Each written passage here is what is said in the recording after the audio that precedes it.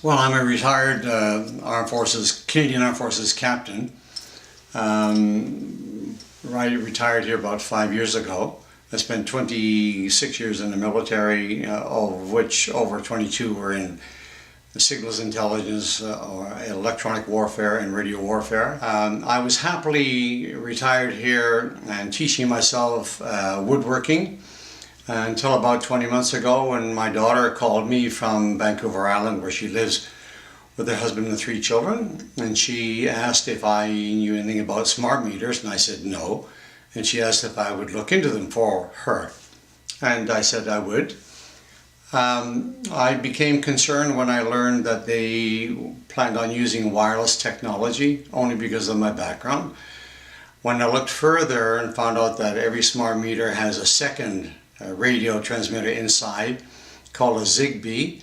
It too is wireless, and the plan is that Zigbee will in future control up to 15 other smart appliances, from your furnace to your refrigerator to your dishwasher. Anything with a motor in your house eventually will become a smart appliance. They're extremely dangerous if only people take the time, especially when you realize that whatever EMR, the electromagnetic radiation they emit, will simply be added on top of all the other devices we currently have, from your Wi-Fi routers, your local area networks, your cell phones, your smartphones, your baby monitors, your cordless phones, etc. There's something like 30 odd devices, all of which emit pulse microwave radiation. We're now bathing us, so you add on top of that all of this stuff that nobody knows, not even the utilities know yet, how much the aggregate amount that will be, and that's definitely scary.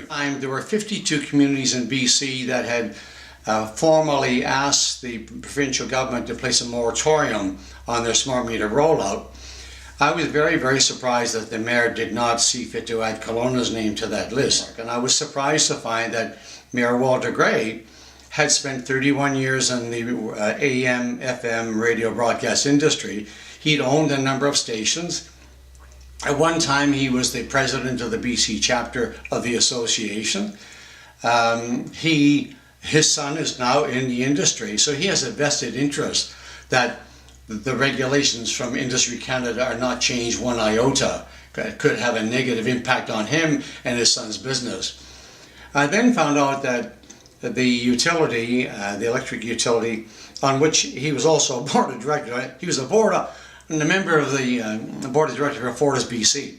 So now he's mayor, and now he wants to sell off our 1/3 interest in the utility back to FortisBC, get the $55 million, and turn it right around and invest it back into FortisBC.